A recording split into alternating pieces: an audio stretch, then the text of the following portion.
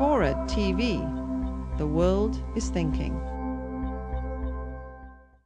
There's a debate in the US, something of a debate, as you've probably noticed, on the question of whether it's right to frame America's present national security problem and the issue of terrorism as a war on terror. A lot of people argue that it's a mistake to frame it that way, that it leads to bad policies, and essentially it makes people more afraid than they need to be about this problem, and induces a kind of intellectual paralysis. Yeah. I'm just curious to know what you think about that term, war on terror, and whether you approve of it or disapprove of it.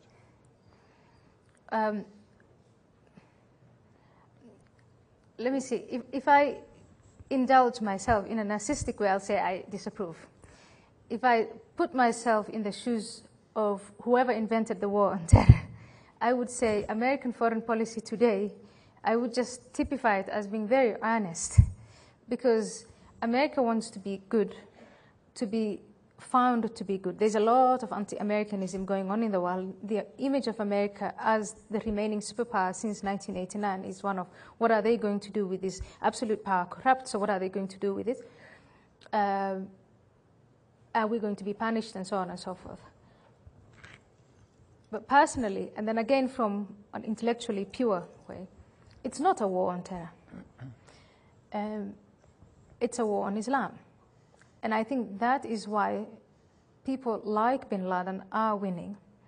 Because if you go down to Afghanistan and you get the only people who say and who can really argue it consistently that they're leading a pure Islamic life in the example of the Prophet are destroyed, and you establish a democracy, or attempt to establish a democracy, and you do that in Iraq, and you unfold a plan to do that in the rest of the Islamic world, then the argument that this is opposed to everything Islamic, that holds true.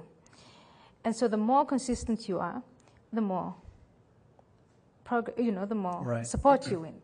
So I would not call it the war on terror. But you would call it the war on Islam. You want to put a flame under the rhetoric and make it even hotter. It's not a question of flame. The United States was attacked on the 11th of September in the name of Islam. They tried to destroy the White House, destroyed the economic symbol of the United States, destroyed part of the Pentagon, and have vowed to destroy and are prepared to go on doing this in the name of their faith, even when they themselves die. Right. With that kind of conviction, you have to sit down and ask yourselves, what on earth is it that they want? Now, the list of arguments from the 11th of September was this poverty, the American foreign policy, and so on. And we see up to the Glasgow bus that this just doesn't add up. So at one point, you have to understand that there is conviction behind this. So if you treat this in the same way as, say, Catholic aggression in the 15th century was treated, Nazism, communism, that this is ideology motivated, it's belief motivated, then you try and understand why. Why are they winning hearts and minds? What is wrong? What is it that they're giving? What is it that we're not giving? Then the situation is going to look different. I'm not saying that we should say it's the war on Islam. But from a genuine point of view, I have no idea what else to call it. And it wasn't, and I think the thing that we should emphasize again and again is to say it isn't a war that was declared on Islam, but it is a declaration of war in the name of Islam on civil society and all the freedoms that we believe in. And there are types like bin Laden who are willing to go all the way. But then there is the Saudi royal family, the Saudi philanthropists, who every day are founding new madrasas where they're teaching people to hate, and people are being indoctrinated to go and kill themselves in the name of Islam.